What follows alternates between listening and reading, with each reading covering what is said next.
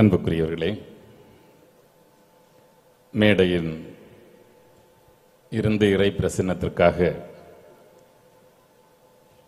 ஜெபித்தும் உரையாடியும் இறைவனுடைய ஆசிரை பெற்றுத் தருகின்ற பாசத்துக்குரிய போதகர்களே,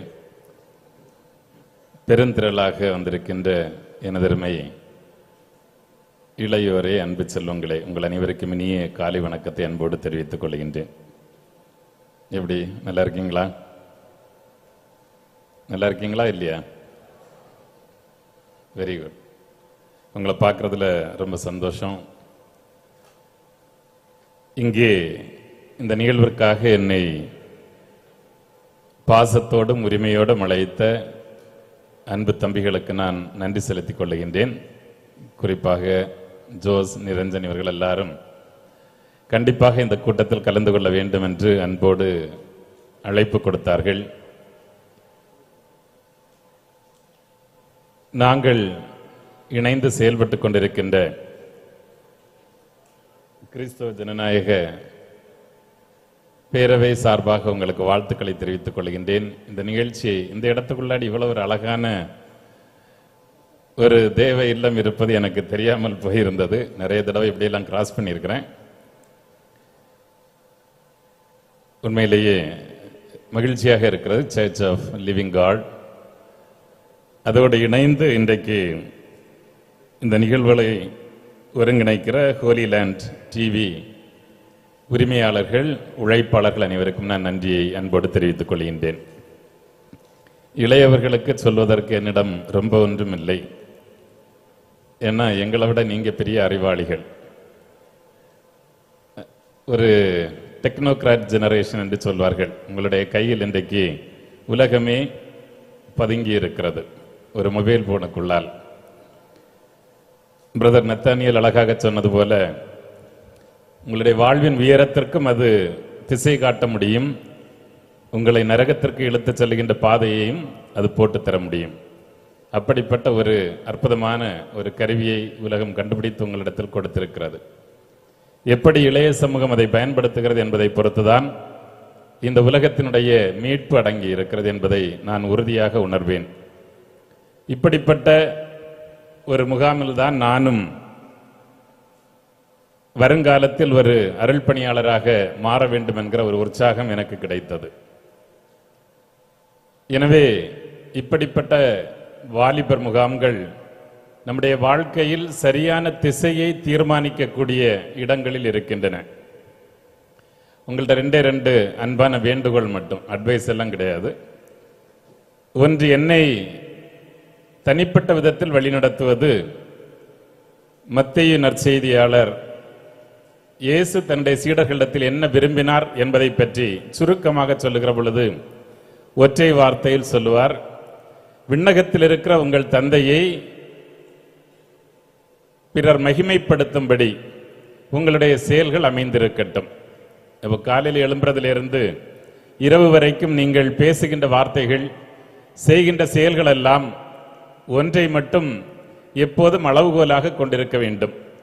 இதை பார்க்கிறவர்கள் விண்ணகத்தில் இருக்கிற என்னுடைய தந்தையை மாட்சிப்படுத்துவார்களா, இல்லை நான் அதற்கு எதிர்ச்சான்றாக இருக்கிறேனா என்கிற ஒரு கேள்வியை நீங்கள் எப்போதும் கேட்டு பார்க்க வேண்டும்.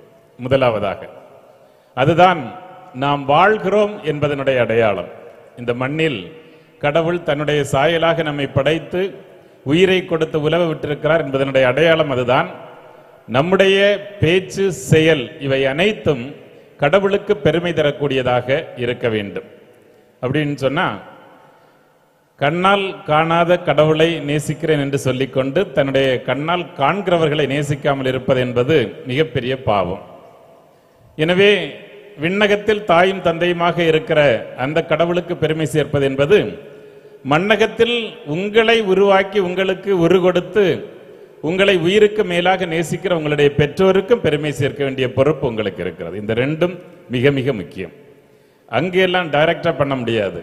எதை நீங்கள் உங்களுடைய பெற்றோருக்கு செய்கிறீர்களோ, உங்களுடைய பெற்றோரை அள வைக்கிறீர்கள் என்றால் அது அவருக்கும் பொருந்தும். உங்களுடைய பெற்றோர்களுக்கு கீழ்ப்படிய மறுக்கிறீர்கள் என்றால் அது அங்கேயும் பொருந்தும். உங்களுடைய பெற்றோருக்கு நாளைக்கு சுமையாக மாறி போகிறீர்கள் என்றால், அவமானத்தை தேடி தருகிறீர்கள் என்றால் அது அவருக்கும் பொருந்தும். மாறாக நடக்கிற இடங்களிலெல்லாம் உங்களுடைய பெற்றோருக்கு பெருமையை தேடித் தருகிற நல்ல பிள்ளைகளாக உங்களால் இருக்க முடியும் என்றால் கண்டிப்பாக நீங்கள் இறைவனுக்கு பெருமை சேர்க்க என்பதுதான் அடிப்படையான பொருள். இதை நீங்கள் எப்போதும் உங்களுடைய இதயத்தில் இருத்திக் கொள்ள வேண்டும். அப்போது கண்டிப்பாக பிரதர் நத்தானியல் அழகாக சுட்டிக்காட்டியது போல அதற்கு வெறும் பார்வை போதாது, ஆவிக்குரிய பார்வை வேண்டும். அப்போதுதான் ஆவிக்குரிய கனிகளாலும் வரங்களாலும் நாம் நிரப்பப்படுகிறோம் என்பதை மறந்துவிடக்கூடாது. எனவே ஒரு பொழுதும் மறந்துவிடக்கூடாத செய்தியாக உங்களுடைய இதயத்தில் இன்று மாலைக்குள் இதை இருத்திக் கொண்டீர்கள் என்றால் இங்கு நடைபெறுகின்ற அத்தனை வழிபாடுகளும் அத்தனை ஜெபங்களும் உங்களுக்கு அதை உங்களுடைய இதயத்தில் பதிய வைப்பதற்கு காரணமாக அமையும் என்று நான் உறுதியாக நம்புகிறேன். பெற்றோரை மதிக்காமல், பெற்றோருக்குரிய அன்பை செலுத்தாமல், பெற்றோருக்கு கீழ்ப்படியாமல் கண்டிப்பாக கடவுளை நேசிக்கிறீர்கள் என்று சொன்னால் நீங்கள் பொய்யர்கள். அதை மட்டும் மறந்து விடாதீர்கள். அது வயதான பெற்றோராக இருந்தாலும் சரிதான், இளமையான பெற்றோராக இருந்தாலும் சரிதான். இன்றைக்கு அவர்கள் அழகாக சுட்டி காட்டினார்கள். நான் சமீபத்தில் டெல்லியில் நடந்த ஒரு மனித உரிமை மாநாட்டிலே கலந்து கொண்ட பொழுது அங்கு வந்திருந்த உச்சநீதிமன்ற நீதிபதி அவர்கள் சொன்னார்கள், இந்த நாடு கொஞ்சம் கொஞ்சமாக பைத்தியக்கார தேசமாக மாறிக்கொண்டிருக்கிறது என்று சொன்னார். உண்மைதான். காரணம், அவர் அதற்கு சொன்ன அளவுகோல் மிக அழகானது. அவர் வெஸ்ட் பெங்கால் மாநிலத்தை சார்ந்தவர். அவருக்கு முன்னால் அந்த வார்த்தைகளை பயன்படுத்தியவர் சுவாமி விவேகானந்தர். ஒரு காலத்தில் திருவிதாங்கூர் சமஸ்தானத்திற்கு வந்திருந்த பொழுது இங்கிருந்த சாதிய கொடுமைகளை, மத கொடுமைகளை, சிறுபான்மையினருக்கு இழைக்கப்பட்ட அநீதிகளை பார்த்தபொழுது அவர் சொன்னார், இது பைத்தியக்காரர்களின் தேசம், this is a mad house என்று சொன்னார். எனவே அதே வார்த்தைகளை அவர் சொன்னார், இந்தியா இன்றைக்கு it is becoming a mad house என்று சொன்னார். அதற்கு காரணம், நம்முடைய நாட்டில் இருக்கின்ற ஏறக்குறைய 60% அதிகமான மக்கள் இந்த 3 வித நோய்களினால் பாதிக்கப்பட்டிருக்கிறார்கள்.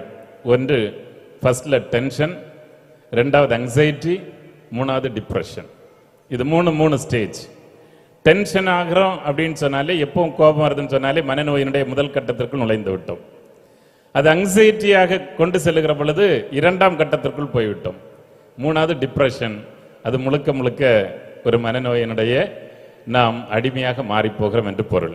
எனவே 60% பைத்தியக்காரர்களின் தேசமாக மாறிக்கொண்டிருக்கிற ஒரு நாட்டில் நாம் வசிக்கிற பொழுது நாம் தான் இந்த சமூகத்திற்கு வெளிச்சத்தை கொடுக்கக்கூடியவர்களாக மாற வேண்டிய கடமை இருக்கிறது. எனக்கு முன்னால் 2 வாய்ப்புகள் இருந்தன. ஒன்று, நானும் ஒரு குடிகாரனாக மாறி நானும் ஒரு பணத்தின் பின்னால் அலைந்து ஒரு பெரிய மில்லியனராக இருக்க முடியும். ஆனால் இன்னொரு பக்கம் என்னுடைய சக மனிதர்கள் படுகிற கண்ணீரை பார்த்த பொழுது, அவர்களுடைய கண்ணீரை துடைப்பதற்கு இந்த சமூகத்தில் அதிகம் கரங்கள் தேவைப்படுகின்றன என்பதை உணர்ந்த பொழுது ஒரு அருள் பணியாளராக மாற வேண்டும் என்கிற உற்சாகமும், இன்றைக்கு என்னை அறிமுகப்படுத்திய பொழுது சொன்னது போல, நானும் இந்த பக்கத்தில் இருக்கிற ஒரு குக்கிராமத்தில் பிறந்தவன்.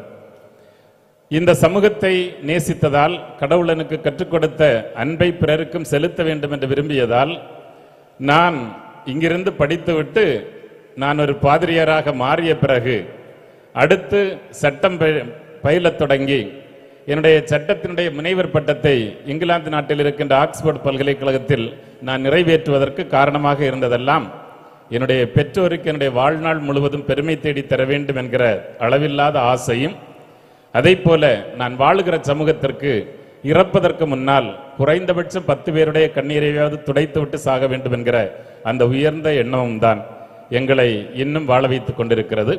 அந்த எண்ணங்கள் உங்கள் இதயங்களையும் தாளாட்ட வேண்டுமென வாழ்த்தி இந்த நிகழ்வு வெற்றி பெற இறைவனுடைய எல்லாமல்ல அருளை வேண்டி விடைபெறுகின்றேன். நன்றி, வணக்கம்.